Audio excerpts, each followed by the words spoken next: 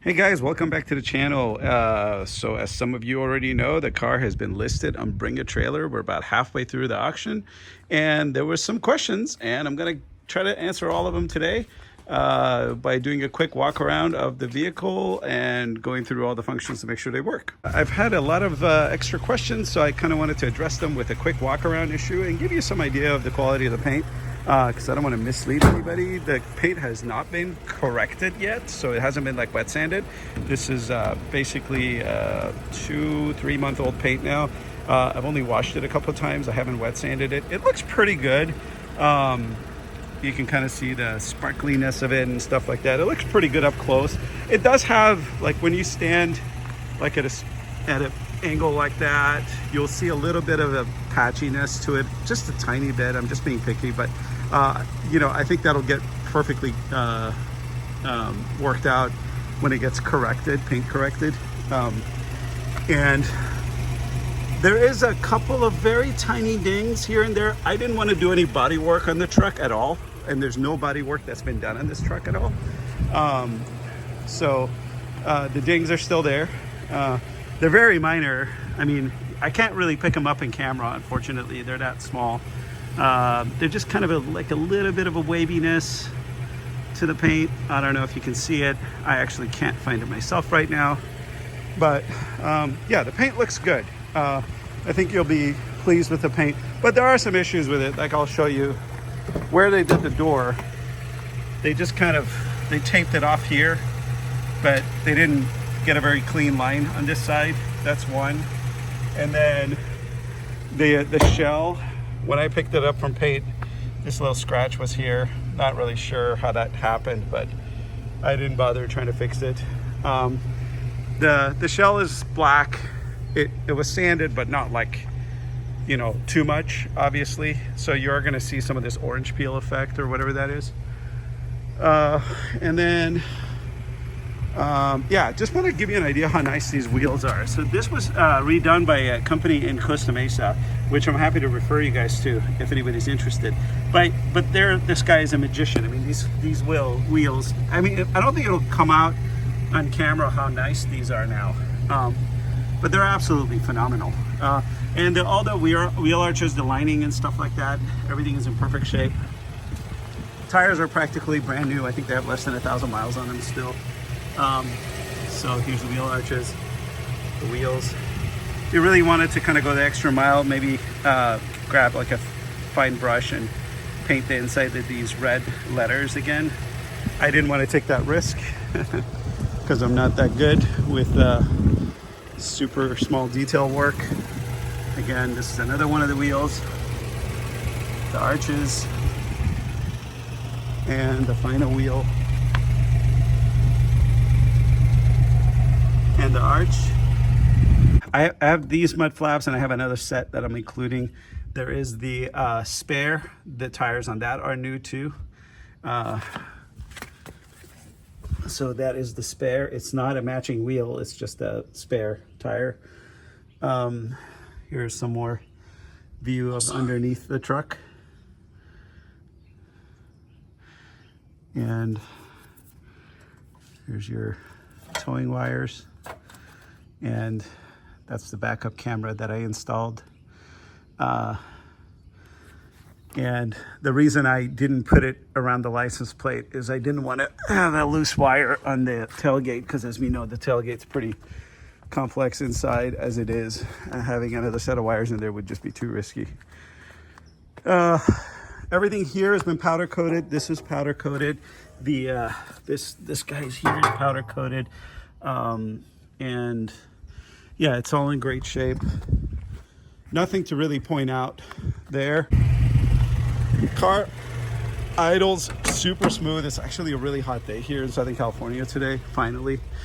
And as you can tell, it just idles exactly right there without moving. That's pretty impressive. Even my modern cars have a hard time doing that. This button here, this actually will seat perfectly fine. I just apparently the last time I installed this After getting it refurbished, I didn't seat that button correctly. So I'm gonna open it up and it will be seated absolutely perfectly when the owner gets the car. Wireless Apple CarPlay with Android Auto, and there's also wired and chargers in here, so you can wire it. I've never used those, so I'm not gonna speak to the function of them. The condition of this dash is about as good as you're ever gonna see on a first gen 4Runner. It's perfect.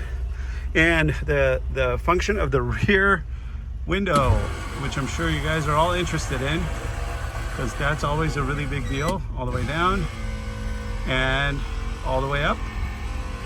A little slower on the way up, but it'll work. The sunroof has the cover, and the headliner here is actually in really great shape. I haven't cleaned it.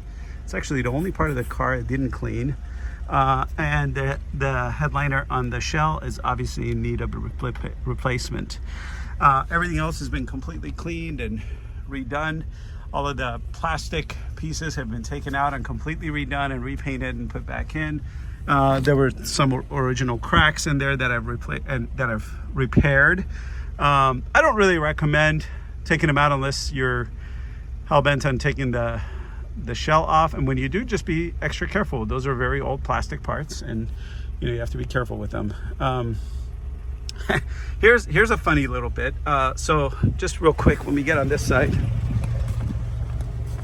all the badges will come with the car, and I have a replacement badge, 2 replacement badges of this that I will include. The other side's still on, so you'll technically have 1 spare. So the seat will come back this way, but it won't roll forward because that cable has snapped. So that's the condition of that. And what's really cool about this specific model is it's got 2 door handles on the right side. One for the passenger in the rear to be able to open the door, and one for the passenger in the front to be able to open the door. The blower works perfectly fine at the different speeds. 2, 3, and 4. So that resistor has been changed and it's working perfectly. Obviously AC fuse is blown, and I've mentioned that already. Power mirrors work perfectly fine.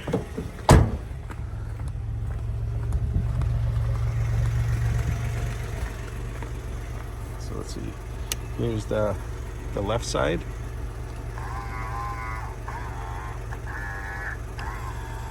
And the right side. Let's pull the window down first. Oh, yeah, sorry, wrong button.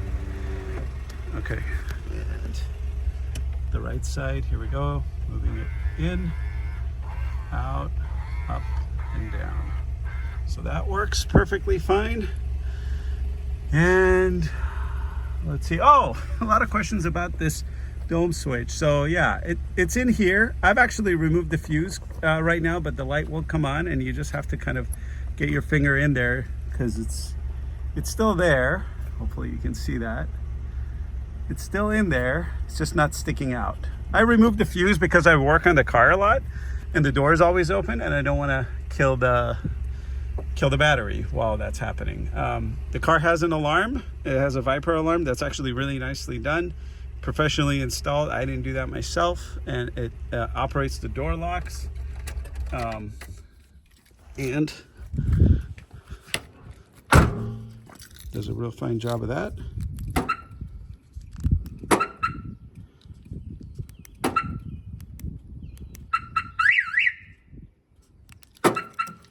So that's the operation, and hopefully that has now answered everybody's remaining questions. I can't think of any of the other ones. Wipers work. The rear wiper, let's see, I've never actually attempted to use it. Let's go ahead and turn the car on. You guys know about the clutch cancel button right there. So the front, it's dry right now, so it's kind of rubbing, but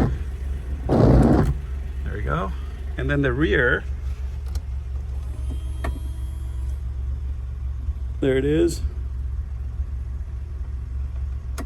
And I'm going to turn it off, and it should tuck itself away. Now, let's see. I don't know if it tucks itself away perfectly. I think it kind of gets stuck here. You just have to help it up a little bit. You notice it was down here and I just had to help it up. And I think that has to do with the fact that this surface was also painted and it's kind of got a little friction. So, but it does work, it does operate. And all the original hardware, the bag and stuff like that you fill up is still here and intact. Horn, and then hazard lights,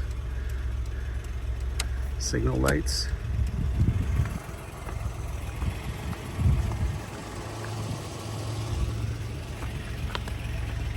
There's like a little ding here. I don't know if you can see it.